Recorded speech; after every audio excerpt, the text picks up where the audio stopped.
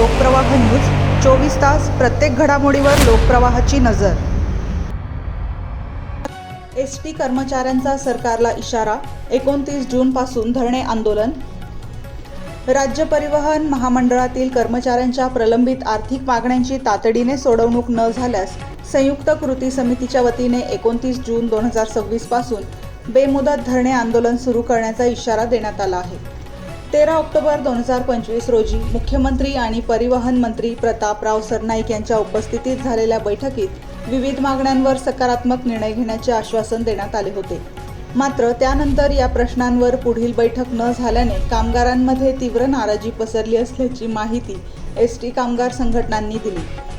संयुक्त कृती समितीने जाहीर केलेल्या आंदोलनाच्या टप्प्यानुसार 15 जून रोजी राज्यभरातील प्रत्येक आगार व युनिटमध्ये घंटानाद आणि महाआरती करून जिल्हाधिकाऱ्यांना निवेदने सादर करण्यात आली। त्यानंतर 22 जून रोजी सर्व आगार, विभागीय कार्यालय आणि कार्यशाळांसमोर द्वार सभा घेण्यात येणार असून मागण्यांवर तोडगा न निघाल्यास 29 जूनपासून मध्यवर्ती कार्यालय, विभागीय कार्यालय आणि मध्यवर्ती कार्यशाळांमध्ये बेमुदत धरणे आंदोलन सुरू करण्यात येणार असल्याचे संयुक्त कृती समितीच्या अधिकाऱ्यांनी स्पष्ट केले।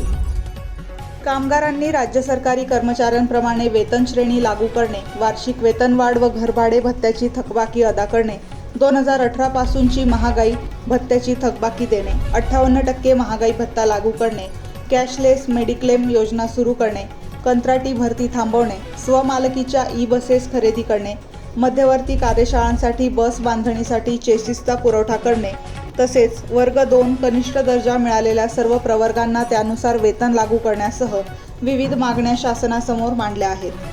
प्रलंबित प्रश्नांवर तातडीने निर्णय न झाल्यास त्याचे सर्व परिणाम शासन व प्रशासनाला भोगावे लागतील, असा इशाराही संयुक्त कृती समितीने दिला आहे।